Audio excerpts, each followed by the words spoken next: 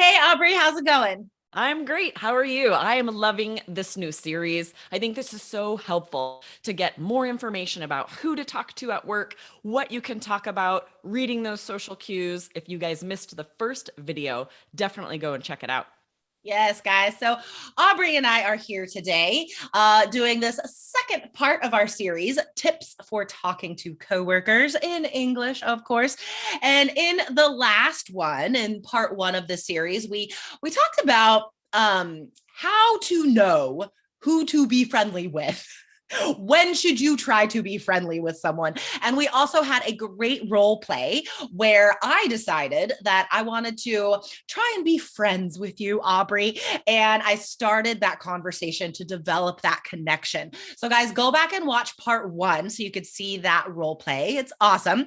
It's definitely a conversation that you could have at your own workplace, guys. But today, we're going to dive in a little deeper into some strategies, some vocab and ideas for starting the conversation. So you guys can have a variety of topics that you can choose from, right? What feels good to you? What do you want to talk about? So you always have something to say to coworkers. Yes, exactly, right? We don't want you to be concerned about your language level or that you won't have something to say. We want you to have that confidence at work to be able to approach someone and know what you're going to say so that the conversation isn't awkward. It flows really easily, and the people you work with want to talk to you. So these are excellent strategies to make sure that it can be a great conversation, a great connection every time. Exactly. So, guys, remember we have a free business English quiz for you. Go to allearsenglish.com/work quiz. It just takes a few minutes, guys. Get your business English fluency level and free resources. So, go to allearsenglish.com/work quiz. Okay, guys. So, what can you talk about with colleagues? And I would say a lot of these ideas you can also use with clients and customers as well, especially if these are people you see quite often, right? So first of all, guys, to start that conversation, just start with a work related question, right? Like open it up in a natural way, something related to work. So you could say, today is flying by. How's your day so far? Right. And I would say that to like coworkers, customers, like anybody, you could say that. I know, right? The barista at the coffee shop. This Yeah. is really appropriate for a lot of people, right? Or if it feels like a long day, you could say, time is crawling today. Is it slow for you too? Totally.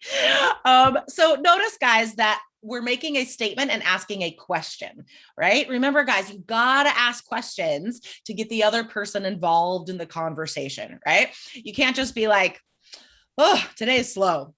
I mean, you can. The other person might pick up on that and continue the conversation, or they might just be like, yep, like walk away. Back So to their keyboard. ask a question, right? And then you can continue the conversation by asking about something before and after work. Like, how was this person's commute? How did they get to work that morning? What are they going to do after work, for example, right? So this is the perfect way to take the next step in the conversation. So what are a couple phrases we could use? Yeah, you could say, did you get caught in the rain this morning? I got soaked. Or you could say, even though I don't feel like it, I'm going to hit the gym after work. Wish me luck. Or you could say, what about you? What are you doing after work? Yeah, totally. I like this phrase, hit the gym, instead of like, I am going to exercise. Hit the gym is just slang for like, I'm going to go to the gym. I'm going to hit the showers. I'm going to hit up my friend. To hit up your friend would be like to call someone. There's a lot of phrasal verbs with hit. All right.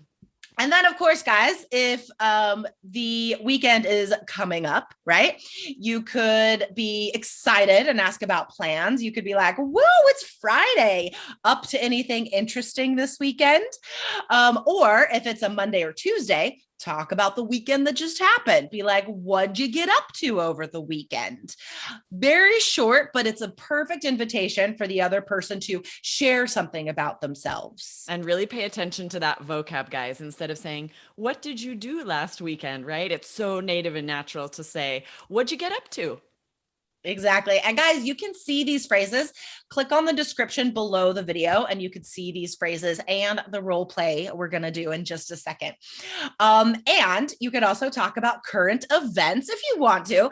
I know a lot of people don't because it can be difficult to work in like positive news. It's hard to find sometimes, but there's there's always stories about interesting things that aren't necessarily like current events. You know what I mean? Like wars and plagues and stuff like that. There's other news you could talk about.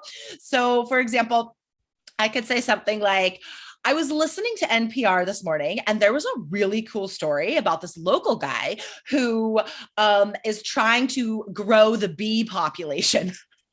Yes, right. There's lots of positive stuff. A podcast you listen to, a news report where there are a focus about someone local doing something interesting, maybe a kid who did a cool service project. There'll be something like that has more of a positive twist. Or you can ask about sports, right? Did you see the Timbers game last night? Whether you saw it or not, if there was a pretty big sports event, you could always ask them about that. And even if they say, no, I hate sports, talk about that. Then you're learning about that. Exactly. Yes. So the Timbers are in Portland, our professional soccer team. And, not everybody likes soccer, but that shows you that I like soccer. And then you could be like, I don't. In fact, just yesterday, I had a conversation with someone who doesn't like soccer. And we talked about that. You know what I mean? Right. I could see their answer being like, what are the Timbers? I've never heard of that. Yeah, totally. And talk about that. And then you talk about that. And then this other guy started talking about how he prefers baseball and why he likes baseball. I mean, guys, this is just a way to start the conversation. Exactly. All right. So we want to highlight some vocab before the role play. The first is make the first move. This is an idiom, to make a move, right? And this just means to be the person who talks first or does the first action to like get the ball rolling, get the situation going. So again, guys, we are teaching you today how to make the first move because we want you to, one, choose friendly coworkers, and to start that conversation. And then we talked about hit the gym, just means go to the gym. And we also taught you the phrase fly by, which means time is passing quickly. So let's get into this role play. What are we showing in this conversation, Aubrey? So Jessica and I had a great first conversation in part 1, and now we've built that initial connection, and Jessica is confident to start another conversation to try and develop this possible friendship. You want to start us out, Jessica? Okay, awesome. Remember, guys, this is a continuation of the role play we had in part 1.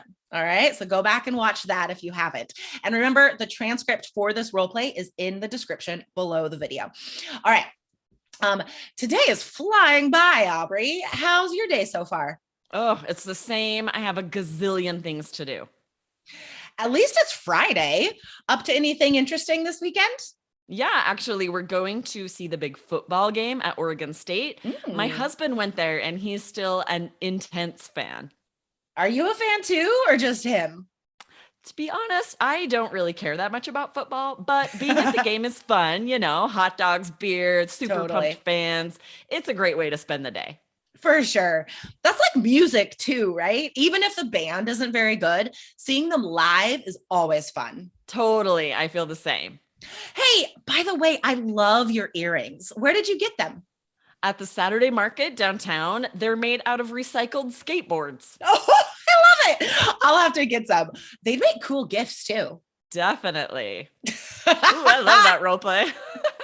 I love that skill too of complimenting something. I do this a lot. I'll compliment what someone's wearing or their jewelry or how they did their hair, anything, a decoration on their desk. It's kind, it makes someone feel good. And it's a great starter to a conversation because they probably have something to say about it. Yeah, totally.